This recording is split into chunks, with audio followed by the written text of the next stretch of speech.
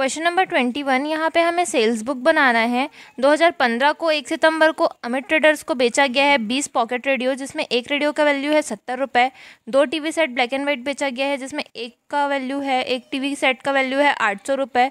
फिर 10 सितंबर को अरुण इलेक्ट्रॉनिक को बेचा गया है जिसमें 5 टीवी सेट है ब्लैक एंड वाइट वाले, उसमें एक टीवी सेट का वैल्यू है 3000 और 2 टीवी सेट बेचे गए हैं कलर वाले, जिसमें एक टीवी सेट का पर प्राइस मतलब है 4800 का।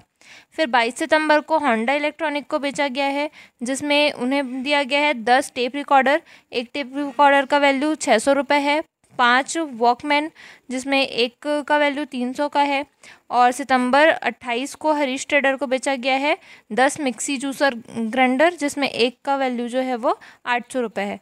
तो इसके लिए सेल्स बुक होगा, सेल्स बुक इसका कॉलम होगा date, particular, IN number, LF, detail amount और नेट अमाउंट।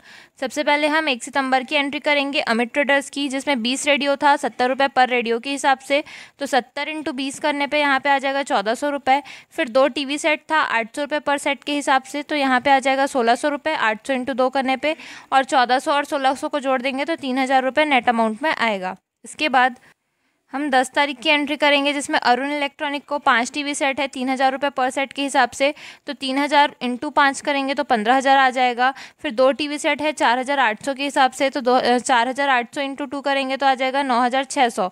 15000 और 9600 को जोड़ने पे आ जाएगा 24600।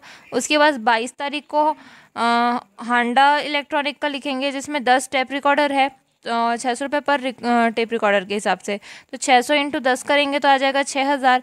फिर 5 वॉकमैन है 300 रुपये के हिसाब से, तो 300 × 5 करेंगे तो आ जाएगा 1500। 6000 और 1500 को जोड़ने पे आ जाएगा 7500। फिर हरीश ट्रेडर का है 10 मिक्सर जूसर 800 रुपये के हिसाब से, तो 800 × 10 करेंगे तो आ जाएगा 8000 रुपये। 8000, 7500, 24600 और 3000, इसे जोड़ने पे आ जाएगा 43,100, जो कि हमारा आंसर होगा। क्वेश्चन नंबर 22, यहाँ पे हमें परचेस रिटर्न बुक बनाना है, जिसमें 5 तारीख को कार्तिक ट्रेडर्स को माल वापस किया गया है 1200 रुपये का। फिर 10 तारीख को साहिल प्राइवेट लिमिटेड को वापस किया गया है 2500 का। 17 तारीख को कोहिनूर ट्रेडर्स को माल वापस किया गया है 2000 रुपये का, और उस पर जो ट्रेड डिस्काउंट है वो 10% भी हमको मिला है। फिर 28 तारीख को होंडा ट्रेडर्स को वापस किया गया है 5550 रुपये का। तो इसके लिए परचेस रिटर्न बुक होगा, कॉलम इसका होगा date, particular, debit note account, LF, detail amount और नेट अमाउंट।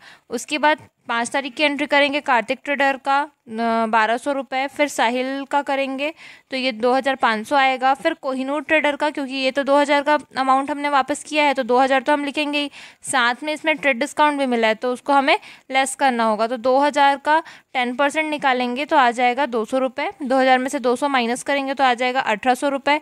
और उसके बाद होंडा ट्रेडर्स का था 550 रुपये, उसे भी हम लिखेंगे और सबको टोटल करेंगे तो 6050 रुपये।